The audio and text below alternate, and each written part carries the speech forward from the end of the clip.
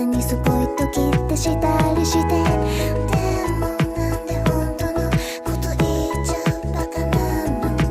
最初は彼女いないよって嘘つくのが礼儀でしょ普通。そうよ、なんでこんな振られた気分なの。夢見る前から叶わない恋って気づいちゃったじゃない。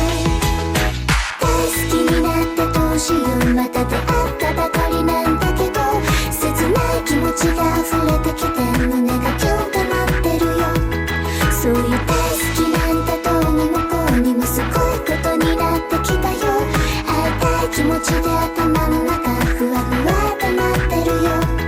手をつないで離さないで見つめ合って抱きしめ合ってキスし合って髪を触っていつまでもずっとこうしてて。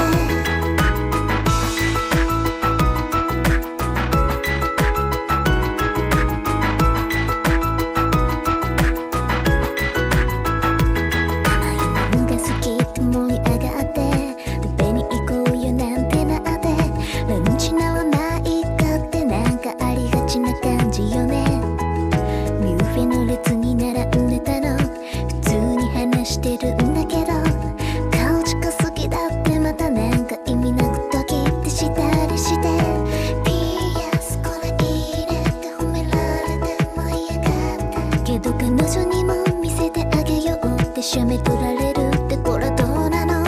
そうよ、なんでこんな惨めな気分なの。戦うことすらできないバリア張れちゃってるの。大好きになってどうしよう、見つめ合ったばかりなんだけど、悲しい気持ちが溢れてきて胸がキュンってなってるよ。そういう大好きなんだ、なんだかかんだか止まんなくなっちゃったかも。気持ちで体中ふわふわってなってるよ。手をつないで離さないで見つめ合って抱きしめ合ってキスし合って髪を触っていつまでもずっとこうしてて。もしも願いが叶うなら出会いのリセットボタンを押させて。そういう神様、このバカな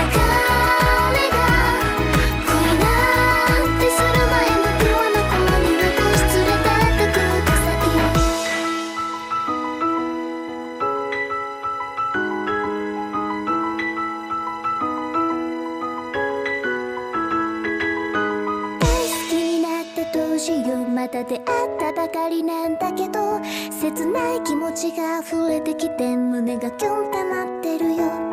そういう